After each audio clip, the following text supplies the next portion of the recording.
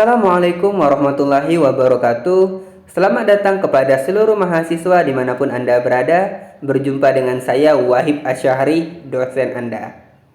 Mahasiswa, kali ini kita melaksanakan perkuliahan dengan mata kuliah Pemerintahan, Bisnis, dan Komunitas.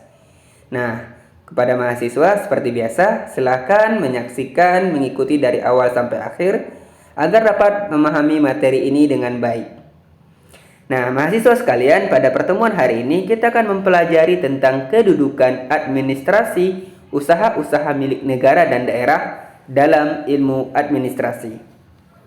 Nah, pertama kita akan mempelajari tentang hubungan administrasi usaha-usaha milik negara dan daerah dengan administrasi negara. Beberapa pakar telah berhasil mengidentifikasi perbedaan antara administrasi usaha milik negara dan daerah dengan administrasi negara. Menurut Ramanadam tahun 90, secara de jure, administrasi usaha-usaha milik negara merupakan bagian dari administrasi negara. Nah, dasar pemikirannya ditinjau dari konsep kepemilikan. Konsep kepemilikan oleh negara membawa konsekuensi hubungan interlink X, saling keterkaitan antara administrasi usaha milik negara dan daerah dengan administrasi negara. Maka negara mempunyai hak dan kewajiban untuk mengawasi, memonitor, mengevaluasi kinerja BUMN untuk menjamin tercapainya tujuan yang telah ditentukan. Kemudian, Ramanadam tahun 90 melihat beberapa aspek yang dapat membedakan administrasi usaha milik negara dan daerah dengan administrasi negara.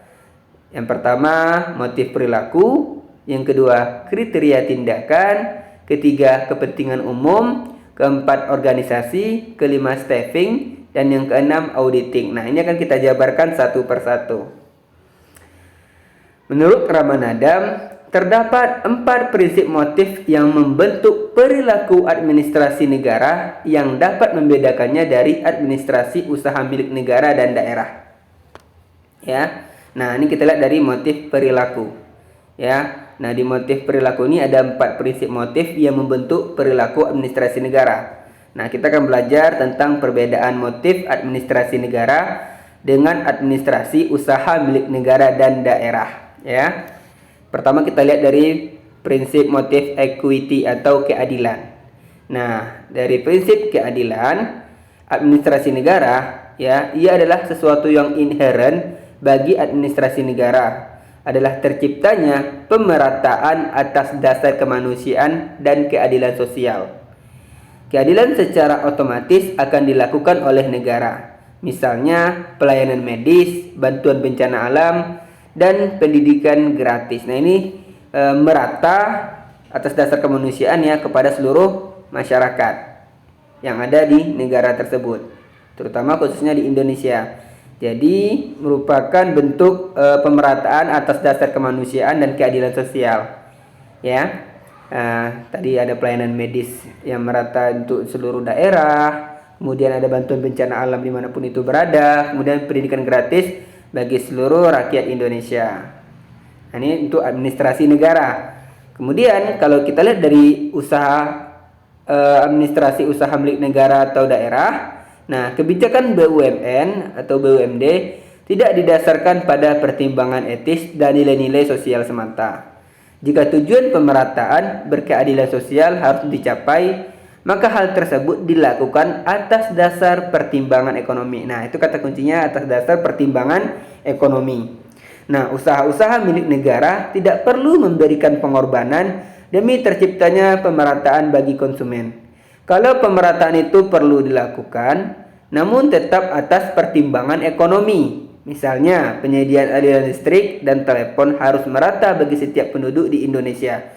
Tetapi pemerataan itu tidak dapat dilepaskan dari pertimbangan profit atau keuntungan. Nah, prinsip yang kedua adalah equality, yaitu persamaan hak. Kalau kita lihat dari administrasi negara, maka administrasi negara memiliki standar maksimum bahwa semua warga negara bersamaan kedudukannya di dalam hukum. Ia memperoleh pelayanan, peradilan, dan kepolisian yang sama. Tapi kalau di administrasi usaha milik negara dan daerah, nah, BUMN atau BUMD dalam memberikan pelayanan kepada masyarakat disesuaikan dengan harga dan biaya yang dikeluarkan. Badan ini dapat menetapkan harga yang berbeda bagi orang yang berbeda pula. Tidak ada produk yang dihasilkan oleh BUMN atau BUMD yang eligible ya atau cocok memenuhi syarat bagi semua orang tanpa rujukan kepada harga. Misalnya tarif dasar listrik untuk rumah tangga dengan perusahaan berbeda. Kemudian prinsip yang ketiga, maksimum coverage atau cakupan maksimal. Nah, di administrasi negara, ia berusaha untuk memperluas jaringan pelayanan sosial dan penyelenggaraan kepentingan umum seperti sanitasi, jasa pos dan keamanan, ketertiban ya.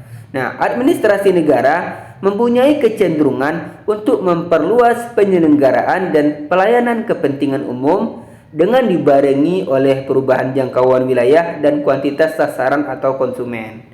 Nah, sebaliknya di administrasi usaha milik negara dan daerah, efisiensi usaha dan pemupukan keuntungan jauh lebih penting daripada memperbanyak konsumen atau memperluas pasar. Nah, ini karena dia berdasarkan keuntungan ya. Bagi BUMN atau BUMD, peningkatan output tidak selalu dibarengi oleh perubahan jumlah konsumen dan jangkauan wilayah pemasaran. BUMN atau BUMD seperti halnya perusahaan swasta lebih cenderung meraih keuntungan daripada memperluas output yang dapat mengurangi keuntungan. Kemudian yang terakhir yang keempat ya, disiplin anggaran. Nah, administrasi negara dalam melaksanakan kegiatannya berdasarkan pada anggaran belanja yang ketat. Bagi administrasi negara, modifikasi anggaran sulit untuk dilakukan mengingat dampaknya terhadap kelangsungan dan kesinambungan pelaksanaan program kerja pada instansi-instansi yang terkait. Kemudian, BUMN ataupun BUMD di usaha milik negara dan daerah malah memiliki fleksibilitas anggaran yang memadai dan adanya prinsip keseimbangan antara pendapatan dan pengeluaran. Nah, ini dia ya perbedaan yang bisa kita lihat, perbedaan motif dari segi motif perilaku antara administrasi negara dengan administrasi usaha milik negara dan daerah. Kita tinjau dari pertama prinsip equity, keadilan, yang kedua equality, persamaan hak, yang ketiga maksimum coverage atau cakupan maksimal, dan yang terakhir prinsip disiplin anggaran. Kemudian yang kedua kita masuk ya pada pokok, yaitu tentang kriteria tindakan. Tadi sudah berdasarkan dari motif perilaku. Nah ya, bisa kita lihat kembali motif perilaku. Nah yang kedua kita akan mempelajari dari segi kriteria tindakan. Nah, tindakan administrasi negara mengandung bias karena kriteria etis dan sosial. Kriteria pilihan para pelakunya banyak dipengaruhi oleh pertimbangan nilai di dalam masyarakat. Sebaliknya, tindakan BUMN atau BUMD lebih bersifat objektif karena menggunakan kriteria ekonomi. Maka para pelakunya lebih dinamis untuk berinisiatif karena keputusan-keputusan yang dibuat dapat diverifikasikan dengan tujuan-tujuan yang tidak bersifat politis. Itu dari kriteria tindakan. Kemudian yang ketiga dari aspek kepentingan umum. Nah, segala tindakan administrasi negara terkait serta dengan kepentingan umum. Bagi BUMN atau BUMD, kepentingan umum tidak terkait langsung. Digariskan ya, kepentingan umum baru akan terkait jika telah digariskan oleh menteri atau rapat umum pemegang saham ke dalam suatu pedoman yang dipakai oleh dewan direksi. Nah, ini dari aspek kepentingan umum perbedaannya. Kemudian yang keempat dari aspek pola organisasi. Struktur organisasi dalam administrasi negara didasarkan kepada pedoman baku yang sudah disahkan. Biasanya ditentukan oleh peraturan perundang-undangan. Adapun pada BUMN atau BUMD, struktur organisasi lebih didasarkan pada pertimbangan karakteristik lingkungan kerjanya. Nah, kemudian yang kelima dari aspek staffing. Di dalam administrasi negara, pemberian contoh dan teladan oleh pemimpin lebih diutamakan daripada pengembangan inisiatif dan inovatif. Tindakan-tindakan yang dilakukan oleh suatu departemen harus serasi dan selaras dengan departemen lainnya, sehingga kebebasan untuk pengembangan ide-ide dan kreativitas menjadi sangat terbatas. Pemimpin menjadi teladan bagi anggotanya dan selalu siap memberikan petunjuk dan pengarahan. Mutasi pegawai antar departemen tidak menimbulkan dampak pada penurunan efisiensi. Nah, ini di administrasi negara. Tapi kalau di usaha milik negara dan daerah berbeda lagi. Nah, semua keadaan tadi tidak berlaku bagi usaha milik negara dan daerah. Hal-hal yang berkaitan dengan pengadaan, penempatan, mutasi, promosi pegawai, dan penghargaan ditujukan pada peningkatan efisiensi dan produktivitas organisasi. Nah, dan yang terakhir dari aspek auditing, administrasi negara lebih menekankan ketaatan pada batas anggaran dan pertanggungjawaban di setiap pengeluaran. Bagi BUMN atau BUMD, terdapat aspek lain yang perlu diaudit. Misalnya nilai ekonomis suatu pengeluaran, yang dalam hal ini ditentukan satu jalur pengeluaran, kemudian dianalisis hasil yang telah dicapai. Nah, tugas auditor di sini melihat hubungan antara pengeluaran dan pendapatan. Jadi dia lebih rinci lagi ya kalau di UMN, usaha milik negara dan daerah. Kemudian kita lanjutkan. Nah, kita masuk ke pembelajaran yang kedua, yaitu hubungan administrasi usaha milik negara dan daerah dengan administrasi niaga. Nah, keduanya sama-sama memiliki prinsip corporate planning, yaitu suatu pendekatan strategis terhadap pertumbuhan dan pengembangan usaha. Dengan corporate planning, badan usaha berusaha menyusun rencana perusahaan yang kohesif, terpadu, dan komprehensif, serta memberikan arah, misi, visi, dan identitas perusahaan. Nah, corporate planning baik pada administrasi niaga ataupun pada usaha milik negara dan daerah, keduanya berusaha menjawab sejumlah pertanyaan mendasar, yaitu yang pertama, apa yang akan kita usahakan? Yang kedua, seberapa jauh batas pertumbuhan usaha kita? Yang ketiga, bagaimana situasi pasar? Apakah pasar itu ada dan potensial? Yang keempat, apakah yang menjadi sumber daya dalam arti modal, mesin, dan tenaga kerja? Yang kelima, apakah yang ingin kita capai? Dan apakah tujuan yang ingin kita capai dapat dimengerti oleh yang berkepentingan? Dan yang terakhir, apakah yang menjadi kombinasi sumber daya yang optimal dalam mencapai tujuan? Nah, ini ya dalam aspek corporate planning di administrasi niaga dan juga administrasi usaha milik negara dan daerah. Nah, inilah pertanyaan yang harus terjawab, pertanyaan mendasar harus terjawab. Bagi BUMN dan BUMD dan administrasi niaga, corporate planning dipersiapkan untuk menghadapi dan mengantisipasi perubahan lingkungan yang sangat cepat. Dengan daya adaptasi yang tinggi, dengan sendirinya suatu badan usaha dapat menjalankan usahanya serta efektif dan efisien. Nah, kita bisa melihat dari sini ya, hubungan administrasi usaha milik negara dan daerah dengan administrasi niaga. Dapat digambarkan ya, ada strategi, staff, style, skill, sistem, dan struktur organisasi yang semuanya bermuara pada share goal ya, tujuan akhir. Nah, ini akan kita bahas satu persatu. Nah, style diperlukan karena merupakan cara administrasi niaga dan usaha milik negara dan daerah berkomunikasi dengan organisasi atau badan usaha lainnya dan menciptakan sinergi dalam mencapai keberhasilan usaha. Nah, cara ini harus didukung oleh seluruh staf sehingga dapat berlaku efektif, efisien, dan diterima secara luas. Kemudian, skill merupakan pokok keberhasilan manajemen sehingga tujuan dan aspirasi bersama atau share goals tadi dapat dicapai. Nah, inilah dia.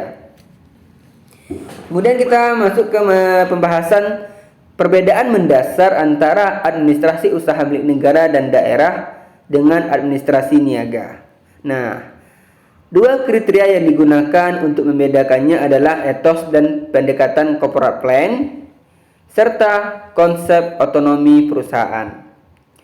Etos dan pendekatan corporate plan dalam administrasi niaga didasarkan atas tujuan-tujuan usaha klasik seperti laba, pertumbuhan dan stabilitas. Nah, tujuan klasik ini diserap pula oleh usaha milik negara dan daerah di samping tujuan-tujuan lain seperti pengembangan daerah terbelakang, promosi ekspor, substitusi impor, produksi komoditi pasar, ketahanan teknologi yang perlu dirumuskan.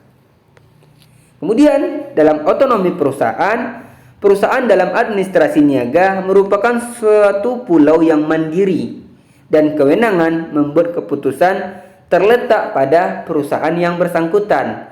Nah, usaha-usaha niaga pada umumnya memiliki otonomi luas dalam menentukan arah, misi, dan visi yang ingin dicapai. Tapi, tidak demikian halnya dengan administrasi usaha milik negara dan daerah. BUMN dan BUMD merupakan bagian integral dari keluarga besar BUMN yang kelangsungan hidupnya sangat ditentukan oleh antar hubungan dan antar keterkaitan dengan BUMN atau BUMD lainnya dan dengan lembaga-lembaga dalam sistem administrasi negara. Nah, kemudian kita masuk ya ke materi yang ketiga tentang hubungan administrasi usaha milik negara dan daerah dengan administrasi pembangunan. Nah, administrasi pembangunan merupakan salah satu dimensi dalam administrasi negara sebagai jawaban atas peranan sentral pemerintah di dalam pembangunan. Administrasi pembangunan pada umumnya diterapkan di negara-negara berkembang yang sedang giat mengembangkan dirinya. Tanggung jawab pemerintah di negara sedang berkembang dalam pelaksanaan pembangunan masih sangat dominan. Kemudian Bintoro Djokroamidjojo tahun 90 mengemukakan bahwa ruang lingkup administrasi pembangunan mencangkup dua hal. Yang pertama, administrasi untuk pembangunan, ya, the administration of development. Nah, administrasi untuk pembangunan seringkali tercermin dalam suatu rencana pembangunan atau kerangka kebijakan yang konsisten. Dan yang kedua, pembangunan administrasi, the administrative development atau pembaharuan administrasi atau administrative reform. Nah, pada sisi ini tercakup suatu keinginan untuk mempelajari cara-cara pembangunan dan menyempurnakan seluruh aspek administrasi negara yang meliputi bidang organisasi dan kelembagaan, ketatalaksanaan, dan sumber daya manusia. Ya. Kemudian kita lihat keterkaitan antara administrasi usaha milik negara dan daerah dengan administrasi pembangunan. Yang pertama, tugas utama administrasi pembangunan adalah memobilisasi sumber-sumber daya pembangunan secara optimal, efektif dan efisien melalui pemanfaatan badan usaha milik negara dan daerah. Yang kedua, bagi administrasi pembangunan, badan usaha milik negara dan daerah digunakan selain sebagai instrumen kebijakan pembangunan bidang sosial ekonomi, dijadikan pula sasaran pendayagunaan aparatur perekonomian negara. Yang ketiga, di negara-negara berkembang, BUMN dan BUMD bukan merupakan pulau yang mandiri atau autonomous island. Rencana perusahaan harus terkait dengan rencana pembangunan yang juga menjadi pokok perhatian dalam administrasi pembangunan. Dan yang terakhir, yang keempat, administrasi usaha milik negara dan daerah dan administrasi pembangunan merupakan perluasan konsep dan sekaligus merupakan jawaban atas peranan administrasi negara dalam pembangunan, ya. Jadi merupakan perluasan konsep dan juga jawaban atas peranan administrasi negara dalam pembangunan. Nah, itu tadi materi kita mengenai perbedaan administrasi usaha milik negara dan daerah, ya, dengan administrasi negara di mata kuliah pemerintahan bisnis dan komunitas. Nah, kepada seluruh mahasiswa silakan juga menambah materi ini baik dari artikel jurnal maupun dari buku dan sumber-sumber ilmiah lainnya untuk memperkaya materi kita. Saya mohon maaf atas segala kekurangan. Saya akhiri. Assalamualaikum warahmatullahi wabarakatuh. Terima kasih.